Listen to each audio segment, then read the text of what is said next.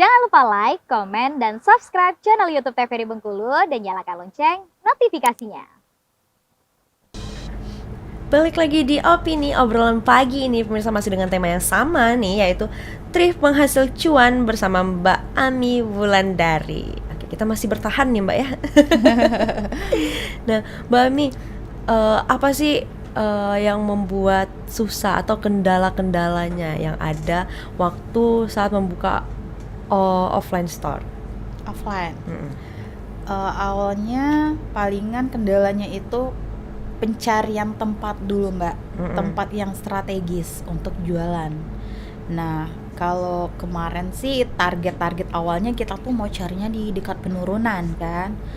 Iya, rame soalnya rame ya. itu satu, dan kedua juga jalan lintas.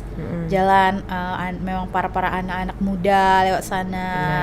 Kadang jalan untuk menghindari macet kayak gitu kan, lampu merah, nah kayak gitu. Cuman udah kita coba cari di bagian situ kayaknya nggak ketemu, makanya akhirnya ketemulah di tempat yang kita buka sekarang. Oke. Nah itu kan kalau kendala awalnya membuka offline store, tapi kalau kendala awal-awal waktu membuka usaha thrifting itu apa Mbak? Selain suami yang lambat menyetujui ya. Kendalanya sih apa ya Mbak ya, itu palingan kita coba untuk berusaha meyakinkan ke konsumen barang thrift itu bukan barang yang dipandang sebelah mata. Nah itu awalnya itu kan kalau untuk offline atau maupun online, cara yang tersulit itu kita meyakinkan konsumen kita bahwa ini loh barang yang kita jual berkualitas kayak gitu kan, karena dimanapun juga yang caranya meyakinkan orang emang susah kan Mbak, gitu kan, memang susah. Jadi ya berjalannya waktu, thrift juga banyak yang buka kayak gitu kan, ya kita mencoba mempertahankan kualitas kita, mempertahankan juga cara pelayanan kita, gimana orang tetap nyaman belanja di tempat kita, tetap suka belanja, bakal caranya gimana mereka balik lagi belanja gitu kan. Kalau untuk yang sulitnya nggak terlalu sulit-sulit amat sih Mbak ya. Ya palingan ada juga sih ya untuk di bagian seperti teman-teman yang pada usil, sirik kayak gitu kan. Ada juga Mbak? Ada juga Mbak. Gimana ya, itu jadi mereka pada saat itu? Seolah-olah mereka itu menilai bahwa kita menjual thrifting itu seperti rendah gitu ya Mbak ya. Bedanya dengan baju baru lokal atau impor gitu. Nah, tapi akunya sih tetap meyakinkan ke diri sendiri kan, karena memang itu pilihan kita. Ya gimana caranya kita tetap konsisten untuk berjualan, ya mau orang bilang apa ya terserah gitu kan. Nah kalau bicara tentang konsisten nih, sekarang kan pada saat itu memang mungkin belum banyak ya yang buka usaha thrifting. Kalau sekarang udah banyak sekali. Udah menjamur sekarang, mulai dari online dan offline udah banyak sekali. Itu gimana caranya Mbak tetap konsisten, tetap mempertahankan usahanya ini di era sekarang ini? Iya, kalau kita alhamdulillah ya Mbak ya, kita nggak ngikutin memang perekonomian kita lagi kacau balau nih kan Mbak ya, apalagi untuk di bidang thrifting pun juga seperti itu. Kalau dulu enak jualannya Mbak, masih harga-harga standar, istilahnya tuh kan harga kantong mahasiswa, iya kan. Nah tapi setelah banyaknya peminat penjual thrifting, dari yang orang penjual barang baru, banyak juga tuh yang berpindah ke thrifting. Akhirnya ya apa boleh buat kan, otomatis bal yang disediakan harganya juga pada naik karena peminatnya juga banyak. Iya, jadi karena peminatnya banyak, harga bal naik, ya otomatis pastinya yang lain berpikir ya karena barang naik, modal naik, kita harus naikin barang dong. Nah tapi kalau untuk saya sendiri, pribadi saya di toko ya, kami tetap jual dengan harga segitu Mbak. Jadi dari tahun ke tahun walaupun Tetap sama. iya, tetap kita standarkan karena di situ di toko kan ada standarnya tuh. Untuk atasan seandainya aku dari 15.000 sampai 60.000 tetap kami jual segitu, nggak ada kami penaikan harga kayak gitu kan.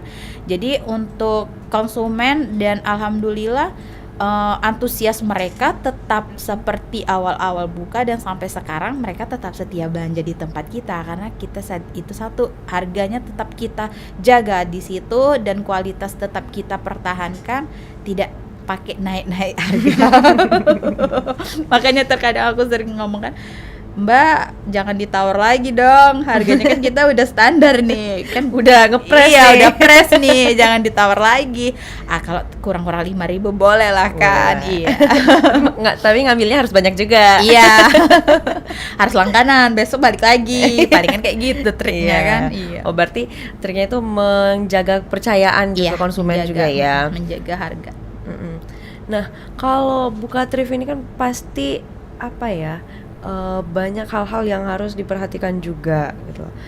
Kalau Mbak sendiri, cara untuk apa ya?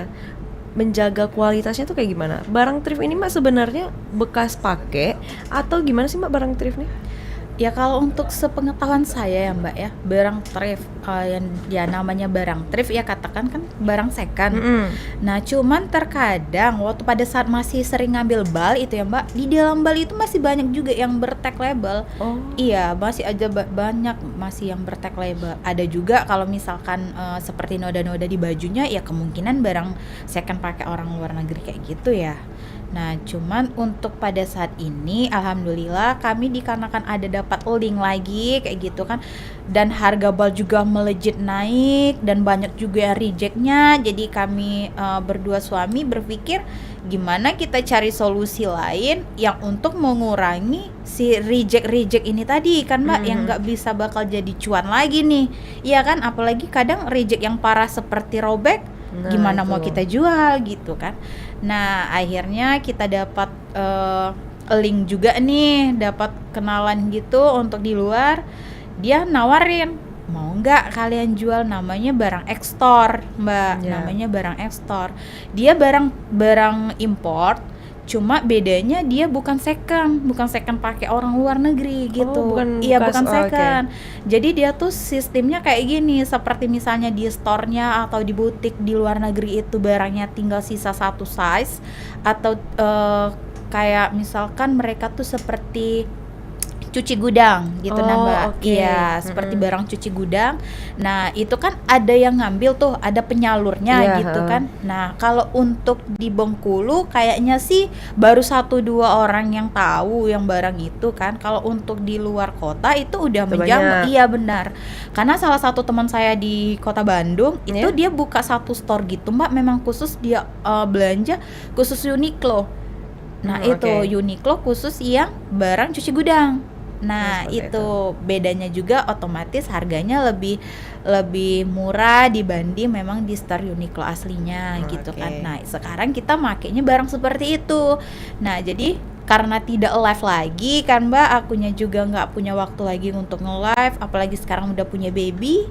Nah, jadi buka di store kita pakai barang seperti itu sekarang. Berarti kalau live-nya sekarang udah enggak lagi? Udah 2 tahun aku off live Mbak. Off Memang live, iya, oke. nggak nge-live. Jadi kita khusus yang offline aja, yang datang ke store langsung. Palingan kita promosinya lewat foto video. Oh, seperti itu. Iya. Promosinya lewat situ aja Iya. berarti ya. Oke. Nah, kan sempat tuh thrift nih dilarang. Iya, Nah, benar. pada saat itu gimana, Mbak? Waktu pada saat thrift itu dilarang, tapi anehnya ya Mbak ya, untuk pembeli ini peminatnya nggak berkurang. Oh, Nah, oke. itu. Jadi waktu itu memang sempat dilarang dan kita juga sempat kehabisan stok barang karena posisi barangnya kan terhandle di Iya, situ kan. Jadi nggak bisa turun, nggak bisa masuk kan. Nah, jadi kita juga mulai kehabisan stok barang. Konsumen pun tidak ada yang mutus kayak misalkan thrift dilarang nih kayak gini, nggak ada. Mereka tetap mau Oh, belanja Berarti nge-thrift. peminatnya tetap ya? Nggak berkurang sama nggak sekali? berkurang. Nggak ngaruh nggak berarti ya? ngaruh. Cuma stoknya aja. Iya gitu. Nah pada saat itu stoknya kan terbatas nih, gimana caranya Mbak waktu itu mensiasatinya? Ya apa boleh buat, palingan kita tetap jual yang apa yang dipajang di toko, karena memang posisi untuk di toko kita kan banyak nih, masih banyak juga. Cuma bedanya kalau misalkan pembaharuan barang lagi nih, nah kayak gitu memang agak terhandle berapa waktu pada saat itu. Ya. Biasanya juga kan untuk di toko masuk barang 3 hari 2 hari pasti masuk barang baru lagi disiram terus kan gitu. Nah cuman pada saat ada permasalahan waktu itu ya, thrift dilarang, emang bergejolaknya kekurangan barang kitanya gitu. Oke, jadi tetap menjual aja apa yang ada di Iya, toko menjual gitu ya. apa yang ada aja seperti itu. Dan di saat itulah kami dapat linknya Mbak, dapat Oh, yang dari luar Iya, itu. dari luar tadi Oke. barang. Jadi kalian nggak usah pusing, seandainya pun barang thrift memang ditiadakan lagi, kan kalian masih bisa jual yang barang seperti ini gitu. Karena itu bukan bekas ya, Bukan bekas. second ya. Iya, sama aja kayak kita belanja ke Tanah Abang Iya, gitu kan heeh. Mbak, bedanya cuman barang lokal dan barang impor gitu. Itu aja bedanya Iya. ya berarti ya. Ya, kalau harganya itu cukup miring berarti ya. Kalau untuk harga sih lebih miring yang barang bal Mbak. Oh, Iya, oke. barang balan yang memang agak miring kayak gitu kan. Karena jatuhnya kalau barang yang seperti yang kami ambil sekarang ya hitungannya sama kayak kita beli Iya, barang heeh. baru kan. Hitungannya per piece, per satuan gitu. Cuman kita kayak mana caranya jangan sampai konsumen lari nih, tetap kita standar di harga kita, tetap berdiri di harga yang itu. Nah kalau bicara tentang peminatnya Mbak, mengenai barang cuci gudang Iya. sama yang second tadi itu gimana? Sama aja Mbak. Sama aja Iya. ya? Malahan sekarang lebih banyak yang suka barang sekarang, barang yang cuci gudang. Iya, karena mereka jadi berpikir baru seperti ya? ini, dia barang baru terus nggak Iya, perlu ha. melewati proses pencucian, perendaman air panas kayak Benar. gitu kan. Nah terkadang pun mereka bisa langsung pakai. Oke, baik Mbak, sekarang kita jeda sebentar ya Mbak, nanti kita lanjutkan lagi. Untuk pemirsa jangan kemana-mana, tetaplah bersama kami di Opini Obrolan Pagi ini.